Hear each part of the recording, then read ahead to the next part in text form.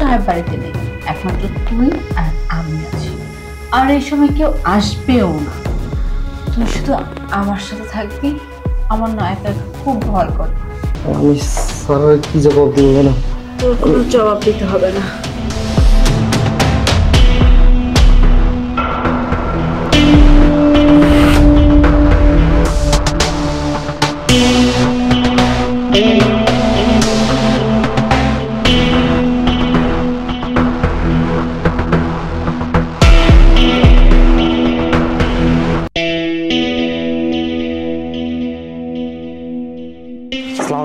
ওয়ালাইকুম আসসালাম। আবুল। জি sir.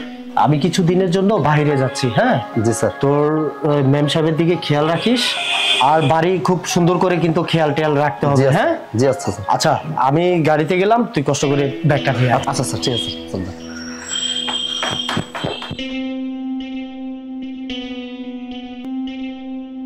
Madam আমার ডাকছিলেন যে চলে আসছি, কি যেন বলবেন বলছিলেন। বল।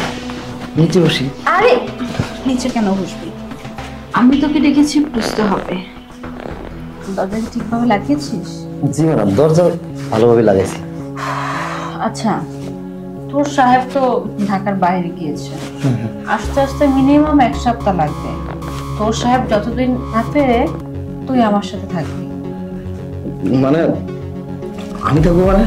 আরে কি বলছিস? ভয় কেন পাচ্ছিস? আমি তোকে বলছি তুই আমার সাথে থাকবি, সমস্যা কি? তাহলে গেট পাহারা দেবো কে? আহা, গেট কে পাহারা দেবে ওইটা নিয়ে তোর ভাবতে হবে না। তোর সাহেব বাড়িতে নেই, একমাত্র তুই আর আমি আছি। আর এই সময় কেউ আসবেও না। তুই শুধু আমার সাথে থাকবি। আমার না একা খুব ভয় করে। তাইলে এক কাজ করি ম্যাডাম, ওই যে আমার যে রুমে যে আমার বেড আছে না, আমার ওই বেডটা নিয়ে আসে আইনা এখানে বিছায়া। কিসের জন্য এত কষ্ট করবি? তুই হচ্ছিস আমার রুমে থাকবি আমার সাথে। আমার তো সাইডে জায়গা আছে, তোর সাহেবের জায়গাটা নয় এই একটা সপ্তাহ তুই নিবি। না ম্যাডাম, এইটা হয় না ম্যাডাম। স্যার আমার উপর ভরসা করে গেছে সবকিছু। আমি কি তোকে কিছু করতে বলছি না, তুই তো জাস্ট আমার সাথে একটু সময় কাটাবি, আমার চাহিদাটা মেটাবি। 1 সপ্তাহের তো ব্যাপার। আমি স্যার কি জবাব দিব না? তোর কোনো জবাব দিতে হবে না।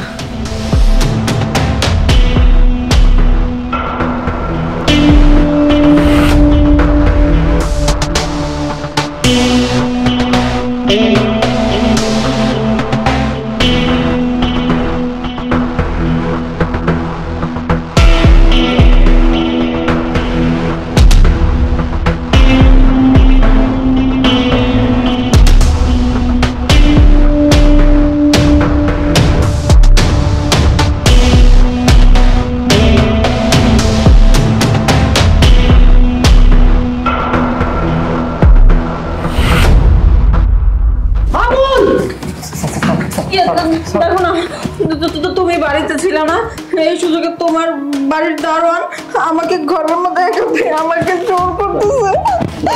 না স্যার। স্কাউন্ডেল, তোর এত বড় সাহস!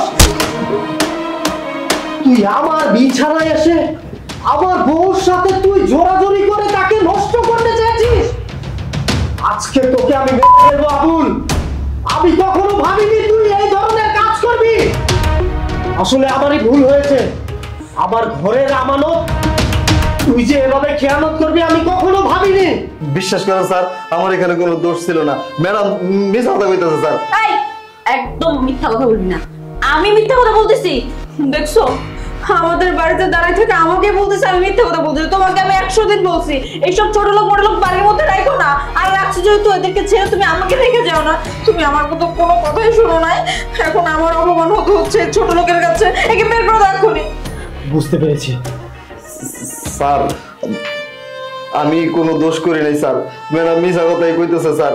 আমার বাবা আপনার বাড়িতে কাজ করছে, আমি আপনার বাড়িতে কাজ করতেছি। আপনি স্যার আমার চরিত্র সম্পর্কে জানেন, আমি কেমন মানুষ তাও জানেন। আমি যদি ভুল করে থাকি আমারে ক্ষমা করে দেন, আমি চলে যাচ্ছি স্যার। দাঁড়া আবুল, কোনটা ভুল আর কোনটা সঠিক আমি বুঝতে পেরেছি।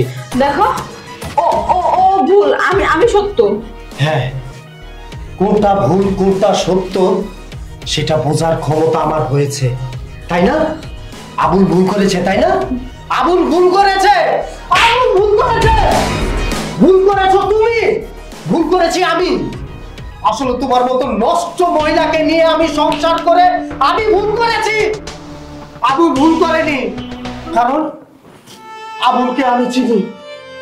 আবুল সে ছোট্টবেলা থেকে আমাদের বাড়িতে কাজ করতে করতে এত বড় হয়েছে, আমি কখনো আর ভুল দেখিনি, কোনো সময় আর নোংরামি দেখিনি। আর তুমি তুমি বলছো আবুল ভুল করেছে। তোমার সাথে ভুল হচ্ছে, তুমি বিশ্বাস করো আমি কিছু বলি নাই। চুপ! একটা বাজে কথা বলবে না আবুলের নামে। আমি তোমার মতো নষ্ট মহিলা নিয়ে আমি সংসার করব না। তুমি এক্ষুনি আমার বাড়ি থেকে বের হয়ে যাও, বের হও বলছি, তা না হলে ঘাড় ধাক্কা দিয়ে বের করবো। ভুল হয়েছে। চুপ! কোনটা ভুল কোনটা সঠিক আমি জানি, তুমি বের হও, বের হও বলছি। স্যার এটা কি কাজ করলেন? হ্যাঁ, কোনো নষ্ট মহিলার জন্য আমি ভালো মানুষকে বের করতে পারি না। আবুল, তুই এই ছোটবেলা থেকে আমাদের এই বাড়িতে বড় হয়েছিস, কখনো আমি তোর নষ্টামি দেখিনি, কখনো তোর দুষ্টামি আমি দেখিনি। আমি খুব ভালো করেছি, তোর কারণে আমি একটা নষ্ট মহিলাকে বাড়ি থেকে বের করে দিয়েছি। আমার তাতে কোনো কষ্ট নেই, কষ্ট আমি ওই সময় পেতাম যখন আমি উল্টোটা করতাম, যে ভালো একটা ছেলেকে বের করে দিয়ে আমি নষ্ট মহিলাকে নিয়ে সংসার করছি। আবুল, আমার কোনো কষ্ট নেই, আমার মনে কোনো কষ্ট নেই। যা, তুই কাজ করতে যা, ব্যাগটা নিয়ে যাস।